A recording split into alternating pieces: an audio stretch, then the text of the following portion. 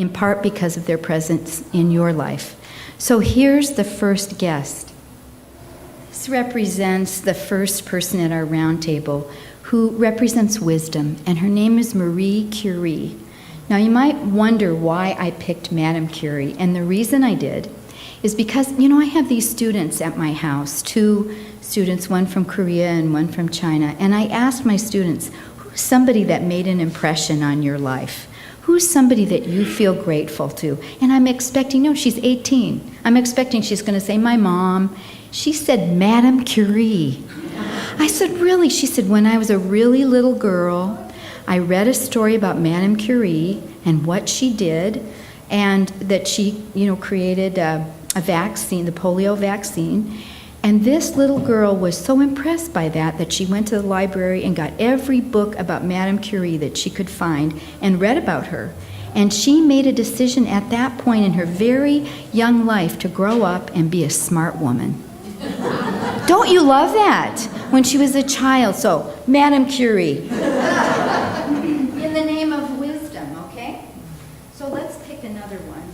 I do want you to know that every dish on this table represents somebody I know too. This is a bowl of encouragement. And this bowl of encouragement was given to me by my grandfather. We called him Bubba. And Bubba was born in Germany. He, at 17 years old, he had to come to America because it wasn't safe for him to stay in Germany. He came here, got a job, got drafted in the United States Army, and you know where they sent him. Germany.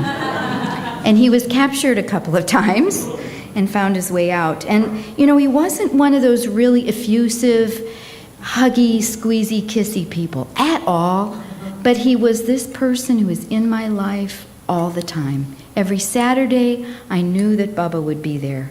Every Saturday, Bubba brought a bag of candy, and Bubba was my hero when I was a little kid. I'll tell you what he did for me. He encouraged me. When I was a dopey kid, he said, "You're cool." When I had weird ideas, he'd say, "Why not?" When I moved away from my family and I was far away and I had, questions about growing up in relationships, I'd write to Bubba and he'd say, "Don't tell your mom." That's the truth. Sorry. He was a wonderful, wonderful saint in my life. That's the bowl of Bubba's encouragement. So here's another bowl. This was Yaya's bowl, but I'm going to say that this old bowl represents a bowl of faith. And the person that I wanted to invite to my table who taught me something about faith is a woman by the name of Alla Bozarth. She was a woman in the first group of Episcopalian women who were ordained as priests in the Episcopal tradition. Very, very big deal. I read her book when I was at Unity Village for the very first time. It's called Woman Priest. And the interesting thing to me was I wasn't surprised that she was strong or that she had a lot of faith. But here's the amazing thing. For those of you who've ever been political activists, you can get kind of gritchy about things, right? You can put your fist up, you can get angry. This woman knew that being ordained in the Episcopal faith was God's call. She just knew it. She knew it, and the other women in that group knew it. And so they did it with a gentle heart. Their faith was not an angry faith, it was a certain faith. Every step they took was because they knew it was the right thing to do, and they were prayerful throughout the process. So she, Alla Bozarth, and you know what? She lives in Oregon. One of these days I'm going to find her. Alla Bozarth, a bowl of faith for Alla. Thank you, Alla.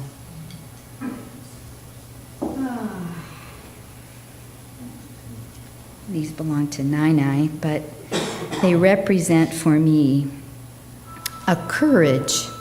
And today the person that represents courage at my round table is someone by the name of Bo Lozoff. He's the founder of the Human Kindness Foundation. Bo Lozoff is a man who has studied faith traditions all over the world, and he has a heart for people who are imprisoned in the world.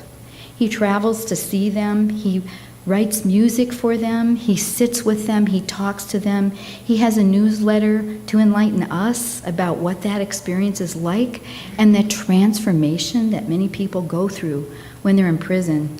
And in the newsletter, there are always letters and artwork from some of his brothers and sisters in prison. I wanted to read you just one little bit of what Bo wrote to someone who was kind of in a place of blaming. And this is what courageous Bo said. "This isn't a convict movie, Dee. This is what is left of your love-starved life. It's up to you what to do with it. If you're attracted to any books at all, it means you're not satisfied with being like you are. That's good news for you and for the inmate population of Washington State. Change. Change big. You can do this, and you need to. You say you have no faith, but whether you like it or not, there are forces in life way bigger than you, and there's a power way bigger than a gun, and in your deepest heart, you are aching to feel a glimpse of all of that." This is a courageous person. You can get on the mailing list of the Human Kindness Foundation, by the way, if you are led to be carried by Bo's courage. He's somebody I just know that if I ever met him, I would weep. Bo Lozoff and his courage and his little bowl of courage. The next, I only have 6, by the way. I mean, you know when, like you, I sat down to think about this a few weeks back. I thought, man, how am I going to get this down to a small table on the platform? Because we could fill up the sanctuary with our tables, couldn't we? So here's the next person. It has to be big. This is my mom. My mother passed away earlier this year. She was a remarkable person, and her life represents strength for me. She is strong.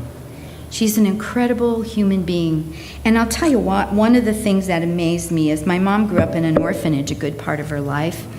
And she never graduated from high school, and she decided at some point that the life that she lived would not be the same life. The life that we lived wouldn't be the same life that she lived. That she was going to have an intact family, that she was going to have children who finished high school, at the very least, and that the mother and father were going to stay together no matter what. And they did for 54 years. So I remember when my mom, I don't really remember this, but when my mom was 24 years old, she had 4 kids. All, like 5 and under. She was strong. The amazing thing is that we all lived.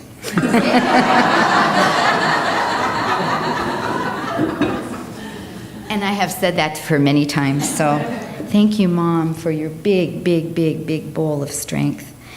The last one I want to tell you about is joy. Let's see. I don't think have I used this one yet? Oh, well, this is a good color for joy. Charles Fillmore said that orange represents enthusiasm. I got to tell you about this woman. I don't even know her name. Anybody ever been to, now I'm going to forget the name of the class, darn it. It's a dance exercise class that I do at the Y. Thank you, Zumba. How many people have ever been to Zumba? It's crazy. And Zumba at the Y on Wednesday nights in downtown Tacoma is especially crazy. It is like exponentially crazy. And sometimes on Wednesday nights, there's a woman who comes into the Zumba hall in her wheelchair, her electric wheelchair. And she has long red hair, and she just blows me away because here's what happens. She goes to the back of the room in the corner, same place every time. And I've not watched her do this part, but she's able to get from the wheelchair to the floor. And then she gets down on the floor and she twirls and dances, and her hair is red and her hair flies all over the place. She has no legs. Just blows me away every time. Zumba is supposed to be fun, and it is. And this woman's tenacity and her joy enliven me. And everybody who is in that room says, you go, girl, it makes us happy to see her orange self.